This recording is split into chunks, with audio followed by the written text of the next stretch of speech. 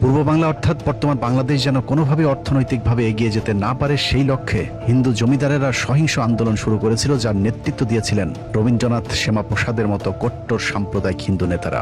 ইংরেজরা চেয়েছিলেন কলকাতাকে পশ্চিমবাংলার রাজধানী রেখে পূর্ব বাংলার পিছিয়ে পড়া বিশাল জনগোষ্ঠীর জন্য ঢাকাকে রাজধানী করে পৃথক একটি অর্থনৈতিক অঞ্চল তৈরি করতে।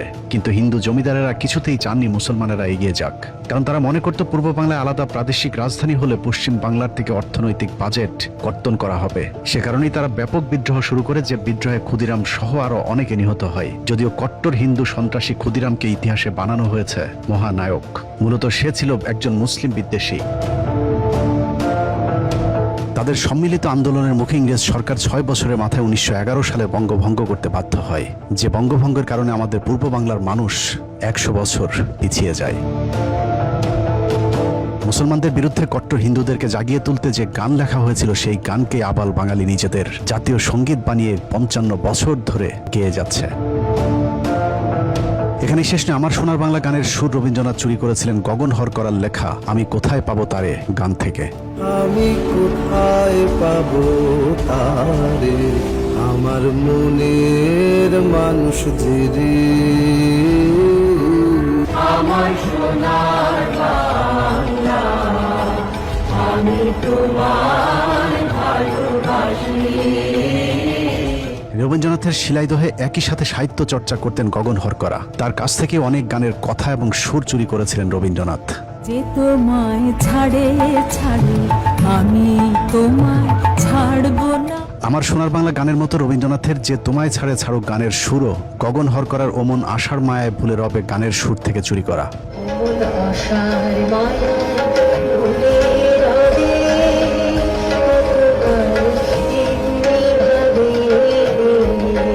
কোথায় পাবো তারে, আমার মনের মানুষ যে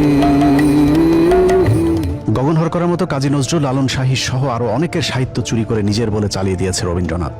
অনেকেই মনে করেন কাজী নজরুল ইসলামের শেষ বয়সে কথা বলতে না পারার পেছনেও রবীন্দ্রনাথের হাত রয়েছে। রবীন্দ্রনাথের বোনকে কাজী নজরুল ইসলামের পেছনে লেলিয়ে দিয়ে কাজী নজরুলের অনেক সাহিত্যকর্ম চুরি করেছিলেন রবীন্দ্রনাথ, যেটাকে পরবর্তীতে তিনি নিজের নামে চালিয়ে দিয়েছেন। কাজী নজরুল যেহেতু শেষ বয়সে কথা বলতে পারেননি, যে কারণেই এসবের বিরুদ্ধে কোনো প্রতিবাদ করতে পারেননি আমাদের জাতীয় কবি কাজী নজরুল ইসলাম। রবীন্দ্রনাথের অধীনে থাকা প্রজাদের সাথেও চরম বৈষম্যমূলক আচরণ করতেন।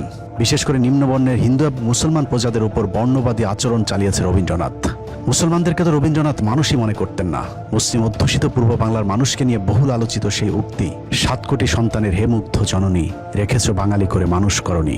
রবীন্দ্রনাথ কতটা মুসলিম বিদ্বেষী ছিল এটাই তার জ্বলন্ত প্রমাণ। তারপরেও বাংলাদেশের ভারতীয় দালালেরা রবীন্দ্রনাথকে বর্ণবাদী বলতে নারাজ, অথচ রবীন্দ্রনাথ ছিল ভারতীয় বর্ণবাদীদের প্রধান পৃষ্ঠপোষক। তো রবীন্দ্রনাথ ঠাকুর ঢাকা বিশ্ববিদ্যালয়ের প্রতিষ্ঠার বিরোধিতা করেছিলেন কি করেন নাই, এই বিষয়ে মীমাংসা করার জন্য রমেশচন্দ্র মজুমদারই যথেষ্ট। 1947 পর্যন্ত প্রত্যেক বছর বক্তৃতা তারা বলতেন এই বিশ্ববিদ্যালয় বন্ধ করে দেওয়া। ঢাকা বিশ্ববিদ্যালয়ের প্রতিষ্ঠায় যারা বিরোধিতা করেছিলেন তাদের মাঝে কলকাতা বিশ্ববিদ্যালয়ের ভিসি আশুতোষ মুখার্জি, তার ছেলে শ্যামাপ্রসাদ মুখার্জি, বিপিন চন্দ্র পাল, সুরেন্দ্র ব্যানার্জি, প্যারীমোহন মুখোপাধ্যায়, সুরেন্দ্রনাথ সমাজপতি এবং আম্বিকাচরণ মজুমদারের নাম সকলেই জানে। কিন্তু এসব মুসলিম বিদ্বেষী হিন্দু ব্রাহ্মণদের নেতৃত্বে থাকা রবীন্দ্রনাথের নামটা ইতিহাস থেকে মুছে ফেলার চেষ্টা চলেছে। অথচ ঢাকা বিশ্ববিদ্যালয়ের প্রতিষ্ঠা তথা পূর্ব বাংলায় মুসলমানদের শিক্ষার বিরুদ্ধে সবচেয়ে বেশি তৎপর ছিল রবীন্দ্রনাথ ঠাকুর। মুসলমানরা যদি লেখাপড়া শেখে তাহলে কায়েদ ভবনের মর্যাদা থাকে। আমরা অনেক তথ্য পেয়েছি যে তথ্যের মধ্যে রবীন্দ্রনাথ এবং ঢাকা বিশ্ববিদ্যালয়ের বন্ধন অনেক সুদৃঢ় হয়েছিল। 1912 খ্রিস্টাব্দে 28শে মার্চ কলকাতার গড়ের মাঠে এক বিশাল জনসভা হয়েছিল। ঠিক তার 2 দিন পূর্বে আরেকটি গুরুত্বপূর্ণ মিটিং হয়েছিল, যেখানে চূড়ান্ত সিদ্ধান্ত নেওয়া হয়েছিল যে ঢাকায় বিশ্ববিদ্যালয় হতে কোনোভাবেই দেওয়া যাবে না। গুরুত্বপূর্ণ সভায় হিন্দু নেতারা উপস্থিত ছিলেন নতুন রাজ্য পুনর্গঠনে ঢাকা বিশ্ববিদ্যালয় প্রয়োজন কিনা বা শিক্ষা বিষয়ে করণীয় কি আলোচনার জন্য। নীরজচন্দ্র চৌধুরী লিখেছেন, 1912 সালের 28শে মার্চ গড়ের মাঠের ওই সমাবেশের সভাপতি ছিলেন রবীন্দ্রনাথ ঠাকুর। ডক্টর রমেশচন্দ্র মজুমদার লিখেছেন, কলকাতা বিশ্ববিদ্যালয়ের ভিসি আশুতোষ মুখার্জির নেতৃত্বে ভাইসরয় লর্ড হার্ডিন্সকে 18 বার স্মারকলিপি দিয়ে চাপ সৃষ্টি করেছিল কোনোভাবেই যেন ঢাকা বিশ্ববিদ্যালয়ে প্রতিষ্ঠা করতে না দেওয়া হয়। ওই সময় রবীন্দ্রনাথেরা ঢাকা বিশ্ববিদ্যালয়কে বিদ্রুপ করে মক্কা বিশ্ববিদ্যালয় ডাকতেন। জীবন্ত কিংবদন্তি ভারতের বিখ্যাত ইতিহাসবিদ সুকৃতি রঞ্জন বিশ্বাসের সরাসরি বক্তব্যই দিয়েছেন পতিতা ব্যবসায়ী রবীন্দ্রনাথ কতটা সাম্প্রদায়িক ছিলেন। গড়ের মাঠে সেই মিটিং এর থেকে অনেক বড় ডায়াস হলো তার সভাপতি হলেন বিশ্বকবি রবীন্দ্রনাথ ঠাকুর। সেখানে প্রস্তাব পাস হচ্ছে ঢাকাতে যেন বিশ্ববিদ্যালয় ইংরেজ গভর্নমেন্ট না করে।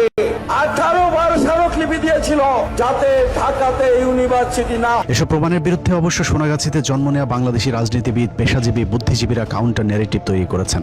তাদের মতে রবীন্দ্রনাথ ছিল অসাম্প্রদায়িক, শিক্ষানুরাগী, সার্বজনীন একজন কবি। তাকে নিয়ে বিতর্কের কোনো অবকাশ নেই। এবার চলুন কারো কথা বিশ্বাস না করে রবীন্দ্রনাথের নিজের লেখা সাহিত্য থেকে প্রমাণ করা যাক কতটা সাম্প্রদায়িক, ইসলাম বিদ্বেষী, কট্টর হিন্দুত্ববাদী লেখা ছিল রবীন্দ্রনাথ ঠাকুর। রবীন্দ্রনাথ তার হিন্দু ধর্মের গুণগান করে লেখালেখি করলেও সবসময় ইসলামের বিরুদ্ধে চরম অবমাননাকর লেখালেখি করতেন। রবীন্দ্রনাথের বীরগুরু প্রবন্ধে ইসলাম ধর্মকে চরমভাবে কটাক্ষ করা হয়েছে। হযরত মুহাম্মদ সাল্লাল্লাহু আলাইহি সাল্লাম এবং গোবিন্দকে তুলনা করতে গিয়ে রবীন্দ্রনাথ লিখেছেন, ঈশ্বরের কাছে প্রার্থনা করিবার সময় মোহাম্মদ নিজের নাম উচ্চারণ করিতে আদেশ করিয়া গিয়াছেন, অথচ গোবিন্দর প্রশংসা করে লিখেছেন, গোবিন্দ ধর্মপ্রচার পুণ্যের জন্য বিস্তার ও পাপের বিনাশ সাধনের জন্য আসিয়াছেন। অন্যান্য মানুষ যেমন তিনিও তেমনই একজন মানুষ, তিনি পিতা পরমেশ্বরের দাস, এই পরমাশ্চর্য জগতের একজন দর্শক মাত্র। তাকে ঈশ্বর বলিয়া যে পূজা করিবে নরকে তাহার গতি হইবে। অথচ হযরত মুহাম্মদ সাল্লাল্লাহু আলাইহি ওয়াসাল্লামও কোথাও তাকে পূজা কিংবা সেজদা করার কথা বলেননি। সেজদা একমাত্র মহান আল্লাহর প্রতি। তারপরেও রবীন্দ্রনাথ হযরত মুহাম্মদ সাল্লাল্লাহু আলাইহি ওয়াসাল্লামকে চরমভাবে অপমান করে কথা বলেছেন। এছাড়া রবীন্দ্রনাথ লিখেছেন, জবনদের মুখে আল্লাহু আকবার ধ্বনি আসছে, আর অন্যদিকে আর্য যোদ্ধারা হিন্দুস্তান রক্ষা করতে তাদের বিরুদ্ধে যুদ্ধ করছে। রবীন্দ্রনাথ মুসলমানদেরকে কতটা ঘৃণা করত তার লেখাতেই ফুটে উঠেছে। মুসলমানদেরকে এখানে জবন বলা হয়েছে, জবন অর্থ বর্বর। এছাড়া আল্লাহর নামটাও বিকৃতভাবে লিখেছে পতিতা ব্যবসায়ী রবীন্দ্রনাথ। অথচ হিন্দুস্তান রক্ষাকারী অর্থাৎ হিন্দুদেরকে আর্য যোদ্ধা হিসেবে উল্লেখ করেছে তিনি। রবীন্দ্রনাথ মূলত ভারতের মুসলিম শাসনের বিরুদ্ধে সাম্প্রদায়িক এই লেখাটি লিখেছেন।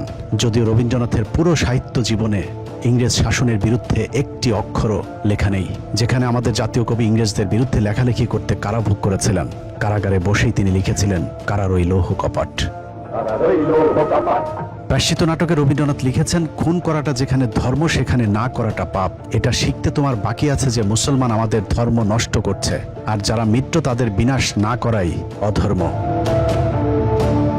বেদ, ব্রাহ্মণ, রাজা ছাড়া আর কিছু নাই ভবে পূজা করিবার, এই কটি কথা যেন মনে সার, ভুলিনি আমি কথা হবে। অর্থাৎ পৃথিবীর একমাত্র হিন্দু ধর্মই সঠিক ধর্ম, তাদের ব্রাহ্মণ রাজাই একমাত্র পূজার যোগ্য। এক কথায় বললে রবীন্দ্রনাথ ছিল শুধুমাত্র মুসলিম বিদ্বেষী। রবীন্দ্রনাথের জীবদ্দশাতেই তার বিরুদ্ধে সাম্প্রদায়িকতার অভিযোগ উঠেছিল। বিশেষ করে মুসলিম বিদ্বেষের বিষয়টি পরিষ্কারভাবে ফুটে উঠেছিল এবং রবীন্দ্রনাথ নিজেই হিন্দুত্ববাদীদের কবি হিসেবেই নিজেকে পরিচয় দিতে গর্ববোধ করতেন। তিনি লিখেছিলেন, মুসলমান বিদ্বেষ বলিয়া আমরা আমাদের জাতীয় সাহিত্য বিসর্জন দিতে পারি না। মুসলমানদের উচিত নিজেদের জাতীয় সাহিত্য নিজেদেরই সৃষ্টি করা। রবীন্দ্রনাথ জীবিত থাকতেই তার সাহিত্য মুসলমানদের জন্য নিষিদ্ধ করে গিয়েছিলেন, যদিও সেই সাহিত্য এখন আমাদের মুসলমানদেরকে নানাভাবে গেলানোর চেষ্টা করা হচ্ছে। কবি মোতাহার হোসেন চৌধুরী শান্তিনিকেতনে রবীন্দ্রনাথকে জিজ্ঞেস করেছিলেন, আপনার লেখা ইসলাম এবং বিশ্ব নবী সম্পর্কে কোনো প্রশংসা নেই কেন? উত্তরে রবীন্দ্রনাথ বলেছিলেন, কোরআন পড়তে শুরু করেছিলাম, কিন্তু বেশি দূর এগোতে পারিনি, আর তোমাদের রাসূলের জীবন চরিত্র ভালো লাগেনি।